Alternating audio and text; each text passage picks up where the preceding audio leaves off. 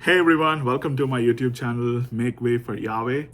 ఈ YouTube channel ద్వారా మనం దేవుని గురించి క్రైస్తవ జీవితం గురించి బైబిల్ గురించి ఎన్నో విషయాలను మాట్లాడుకోబోతున్నాం. అండ్ మొదటిగా ఈ ఒక వీడియో సిరీస్ని నేను మొదలు పెడుతున్నాను. ఇదేంటంటే డీకోడింగ్ క్రిస్టియానిటీ, అంటే మన క్రైస్తవ జీవితం గురించి బైబిల్ గురించి అన్యజనులకు కానీ మనకు కానీ కొన్ని ఎక్కడైతే డౌట్స్ ఉంటాయో ఆ డౌట్స్ అన్నిటినీ తీర్చడానికి ఈ వీడియో సిరీస్ మొదలుపెట్టడం జరుగుతుంది.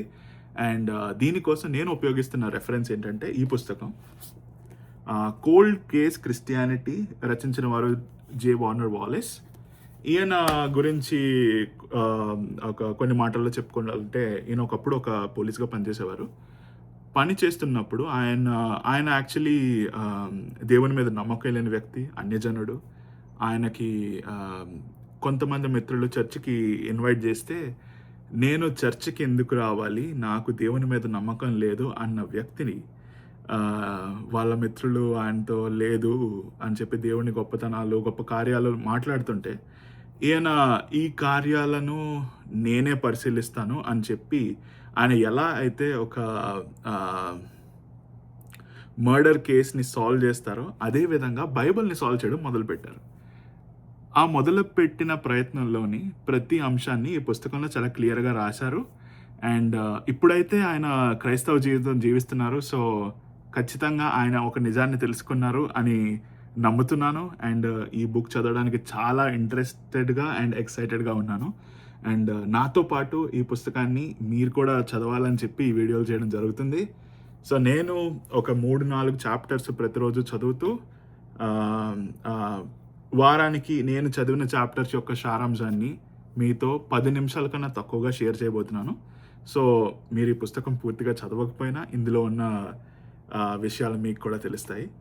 అండ్ ఇంకొక విషయం ఏంటంటే, ఈ పుస్తకంలో ఈయన రాసింది ఒక వేరే వ్యక్తి కాబట్టి ఇందులో ఉన్నది నేను పూర్తిగా దీని మీదే ఆధారంగా చేసుకోను. ఎందుకంటే ఇందులో ఉన్న ప్రతి విషయాన్ని అది నిజమా కాదా అని చెప్పి మనకి నిజాన్ని నేర్పించిన బైబిల్తో నేను పరిశీలించబోతున్నాను. సో పరిశీలిస్తూ ఆ విధంగా నా వీడియోస్ ఉండబోతున్నాయి.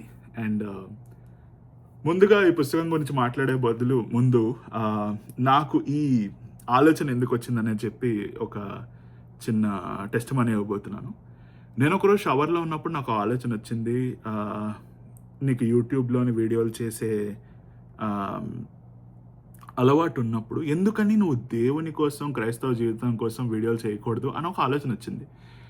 నేను కన్ఫ్యూజ్ అయ్యాను, నాకు ఎందుకు ఇలాగ వచ్చింది, ఇది నా ఆలోచన లేదా దేవుడు నాతో మాట్లాడుతున్న మాట అని చెప్పి ఆ రోజంతా నేను దీనికోసమే దీర్ఘంగా థింక్ చేస్తుంటే, మరుసటి రోజు నా ఫ్రెండ్స్ నేను ఒక వేరే పుస్తకం చదువుతున్నాం which is called purpose driven life. అది కూడా చాలా అందమైన పుస్తకం, ఎన్నో ఇంపార్టెంట్ విషయాలు నేర్చుకున్నాను దాంట్లోని. ఆ రోజు నేను చదవబోయే చాప్టర్ ముందు ఒక బైబిల్ వాక్యం ఉంది. అదేంటంటే యెషయా గ్రంథం 43:21. అదేంటంటుందంటే, నా నిమిత్తము నేను నిర్మించిన జనులు నా స్తోత్రమును ప్రచురము చేయుదురు. నాకు కావాల్సిన సమాధానం నాకు ఆ వచనం, ఆ వాక్యం ద్వారా నాకు దొరికింది. ఏంటంటే, దేవుడు మనకంటూ కొన్ని బహుమతులను, మనకంటూ కొన్ని టాలెంట్స్ ఇచ్చినప్పుడు వాటిని దేవుడి కోసం ఉపయోగించడం కన్నా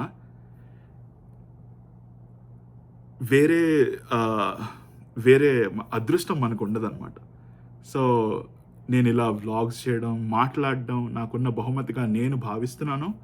సో ఈ టాలెంట్ ఏదైతే ఉందో దాన్ని ఉపయోగించి దేవుని మాట ఎక్కువ జనాల్లోకి వెళ్ళాలని చెప్పి ఈ వీడియోలు మొదలు పెడుతున్నాను. ఇది మాత్రమే కాదు, అది జరిగిన మరుసటి రోజు మా పాస్టర్ గారు నాకు ఒక వాక్యం పంపారు. ఆయన బైబిల్ చదువుతున్నప్పుడు ఆయన ఈ వాక్యానికి వచ్చినప్పుడు నేను గుర్తొచ్చాను అని చెప్పి నాకు ఇది పంపారు. అది కూడా యెషయా గ్రంథంలోనిదే 55వ అధ్యాయం 8వ వచనం. నా తలంపులు మీ తలంపుల వంటివి కావు, మీ త్రోవలు నా త్రోవల వంటివి కావు, ఇదే యెహోవా వాక్కు. సో అప్పుడు నాకు అర్థమైంది, నేను స్నానం చేస్తున్నప్పుడు నాకు వచ్చిన ఆలోచన, నా తలంపు కాదు, అది దేవుని తలంపు. అండ్ దేవుడు నా కోసం తలచిన తలంపు కాబట్టి ఆ ఆలోచన నాకు రావడం జరిగింది. అండ్ వెంటనే నేను ఈ వీడియోలు చేద్దామని చెప్పి సిద్ధమైపోయాను. అండ్ అది మాత్రమే కాకుండా ఆ వారం నేను చర్చ్కి వెళ్ళినప్పుడు, ఈ క్రిందటి ఆదివారం నేను చర్చ్కి వెళ్ళినప్పుడు మేము అక్కడ అపోస్తుల కార్యాలు పరిశీలిస్తున్నాం చర్చిలో ప్రస్తుతానికి. అండ్ పాస్టర్ గారు మాట్లాడుతూ అన్నారు, ఈ రోజుల్లోని క్రైస్తవుల సంఖ్య పూర్తిగా తగ్గిపోతుంది ప్రపంచవ్యాప్తంగా. అండ్ అమెరికాలోని, ఇండియాలోని కూడాను ఒకప్పుడు 82% ఉండే యవన క్రైస్తుల సంఖ్య నేడు 10 ఏళ్ల తర్వాత 42కు పడిపోయింది. అండ్ సో వాక్యం అనేది జనాల్లోకి వెళ్ళట్లేదు అని చెప్పి నేను అనుకున్నాను. సో ఈ వాక్యం నా ద్వారా ఒక 2-3 వెళ్ళినా కూడా నేను చాలా హ్యాపీగా ఫీల్ అవుతాను.